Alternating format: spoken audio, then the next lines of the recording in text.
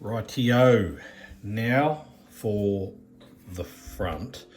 So I took the liberty of just removing those seam lines. I didn't need to bore you with that. Got rid of where the badge, raised badge was. I just find from experience that when you stick that decal on, it never look under 2K clear. It never looks great. And if you want another little tip, if you want to put clear over the decal and then rub it back and polish it all, you're going to get a raised edge there, and and you're going to cut through, and it's just, I don't do it. So that's a little tip for you to take away if you think if you're going to build this one. I get rid of it and then put the decal on after the base coat and then seal it in clear, and it looks like glass under there. So that's done. Cleaned up all that. I think I said in previous episode that I leave these two because that's where the headlight brackets come out, spotlight brackets come out. So that's all done. So today, what are we going to focus on? Let me get that right. I'm getting rid of this, the vent.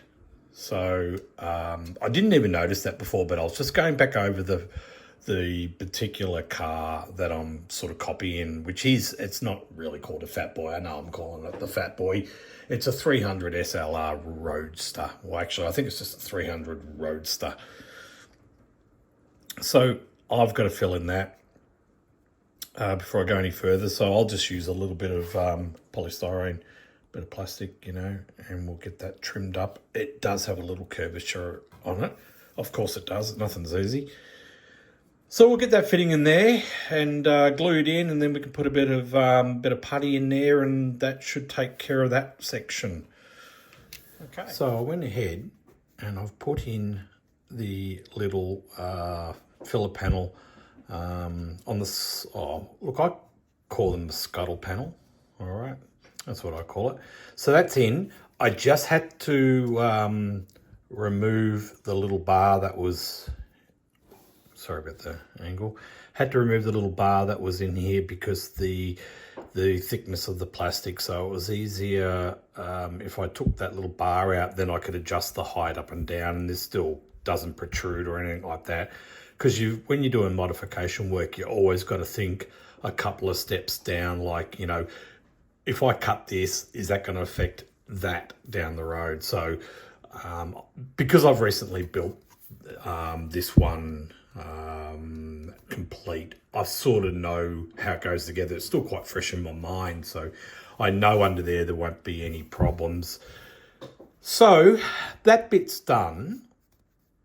If you can see that, I'll bring my, there you go. That bit's done. I will let that glue dry now, and then I'll fill that up with some putty. And as far as the windscreen wipers go, I think they'll be okay where they are. I don't think I need to move them. Like I said many times, the windscreen, the roof's definitely coming off. The windscreen windscreen pillars, they might stay on, and that bit might stay on. I don't know. I'll just suck it and see where I get with that one. So that's that section of the front done. So just to recap, I've cleaned it all up through here, got rid of that badge, got rid of those seam lines. Oh, and that's another little tip too. If you're going to build this particular model from Tamiya, the 300 SL, it's a really good little kit. Like I just said a few minutes ago, I've actually recently built it. Everything goes together really good. Even the doors, considering they're a pretty crappy lift up, close down thing. With a little bit of fiddling around, they actually sit really good. So that's fantastic. The only downside is just those seam lines. They are a little bit pronounced, and you will need to deal with that if you want to take your model building to the next level. Look, it's not hard to do. I've shown that in other videos how I go about doing that. So that's pretty straightforward. But apart from that, it's a ripping little kit. And go out and buy one and give it a crack and just follow me along, I suppose, and we'll go from there. All right, we'll talk on the next stage, which I've got no idea what we're going to do next. Probably get a start. I'm sort of in a bit of a dilemma with this section here because that holds the little chrome strip, and there's, as I've said in the previous episodes on this build, there's going to be no chrome. It's all going to be blacked out. So do I keep the chrome?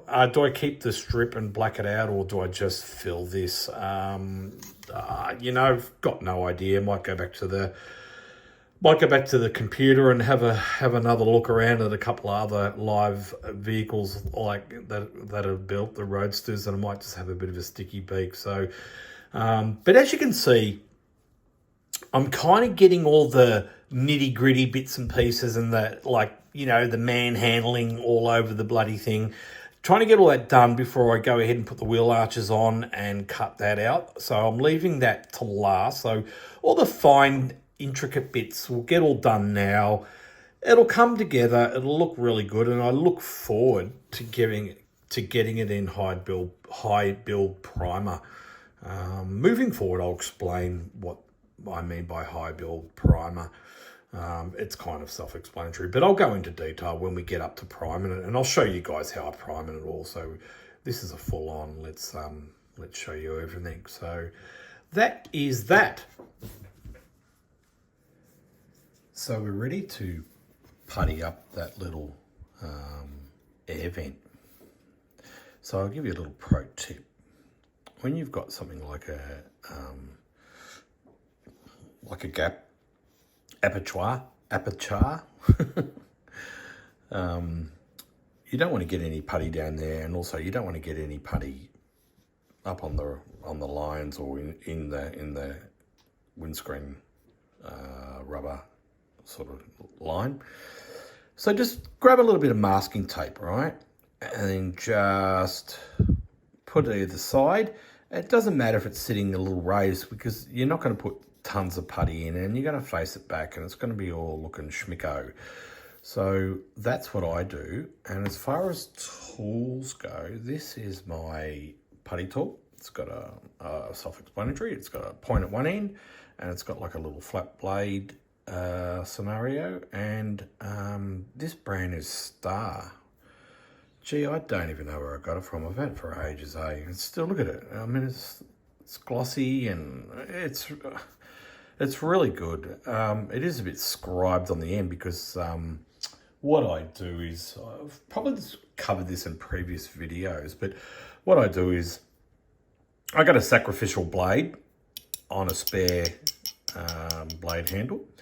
And what I do, check out the rust, right? See, I live on the ocean, so everything gets rusty around here. And, I can't base it in little oil or anything like that, because I don't want to get it on the model. So anything that's been sitting around for a while just starts to rust. If anyone else has that issue, let me know and what you do about it, because, most of the time I got the window open, and obviously the salt air is traveling in. Anyway, I digress. So that's what I use, the sacrificial, to clean it up, get it ready to go. So all I do is, it's pretty self-explanatory. I just put a little bit of putty on, and then the job's done. Let it dry. That's it. So I'll get that in, and I'll come back to you. As you can see, I've got a small film sort of putty in there. Hey, I was just fair dinkum. You got to take little funny bits where you can. The Humbrol, it's a Pommy product, and I did know that, but I forgot. But while I was waiting for that to sort of flash off a bit, I was just reading the instructions, just so I don't mislead you guys deliberately or indeliberately. And I love this line here. It says, the polystyrene may be excessively attacked if too much is applied at once. So, crikey, we don't want that. We don't want the Fatboy to get excessively attacked. Geez, I could word that probably a bit better, eh? That's a weird statement. But anyway, there's a bit of fun. I'm not always, us modelers are not all boring. nerdy sort of types. I started modelling. Geez, I was a wee boy when I started modelling, like most of you guys, and you go away from it, you end up sort of finding, when you're a little boy to now, you find life, and you get married, have kids, and or whatever suits you, whatever floats your boat. And then one day you wake up and you get a few grey whiskers, and then you sort of think, gee, I wouldn't mind going back to doing that. So that's for me. Anyway, I digressed again. So that's done. So what we can do, we can rip that off, and I'll just get this off. Okay. So there was my little hot tip. So it's all nice and crisp, ready to go. We'll let that dry. I've got to get on with some customer builds now, so I'll let that dry, and I'll probably crack on with that later today. And then I reckon we're just about ready to call that the front complete. So that was pretty easy, eh? So we'll leave it at that, and I'll come back to you when we're ready to rub that down. So I've allowed that to dry, and I've sanded that back. And as you can see, looks pretty good. It is schmicko, and underneath, it doesn't interfere with anything, particularly like the dashboard, because the dashboard sits snug up against there, and then your windscreen sits in there, okay, underneath. So nothing interferes. I'll just get in the right light. Okay, so it's all filled. I wet rub this down. I often do a lot of wet rubbing. I'm a bit over the dust these days, so I do a bit of wet rubbing. I just find it a bit easier and less mess. So that's all done. So what are we going to be doing next? Well, before I say that, let's call the front done. The front is done. Okay? Yay! What's next? Well, I took the liberty of marking out the cutouts.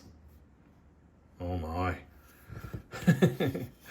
Talk about hacking into a perfectly good mold. So that's the mark that I've done. That's the outer flare. And so what we want to do, we want to at least come in at least 1 to 2 mil, I reckon. So my trusty tool, which is on charge, that I use for polishing, it's got a little, I think I already showed you it before. It's got a trusty grinding tool, so we'll get stuck into that. But that's probably now, that's it. I've had enough. It's been a long day. So I'm calling it done for the day. So there you go. So that's looking really good. So we'll call that finished on the front. So again, big thank you for following. Go out and buy that model. It's the Tamiya 300 SL and Fatboy aftermarket kit. Go and buy it and follow me along and build it, right? It's really good. So I'm really excited about this one. It's looking really, really nice. So I'll catch you when we start hacking away at the sides. Oh my. When we start hacking away at the sides. So that's going to make for some great viewing, isn't it, eh? So I'll probably at least show you. I'll go into more detail on the next video, now that we're getting down the sides. I know I've got it marked out and there's not a lot of context around what I'm doing. So I'll really get into that in the next video and show you exactly. It was a bit tricky lining up and that sort of stuff. But yeah, and the notes that come with the flares is a bit average, but that's okay. I've worked it out. I've had a look at some others online, and so I'm going to make this video to make it super easy for you guys. And I might even give you the measurements in the next installment, so so you guys can sort of cut out some of the guesswork perhaps. So there you go. All right, let's wrap that up.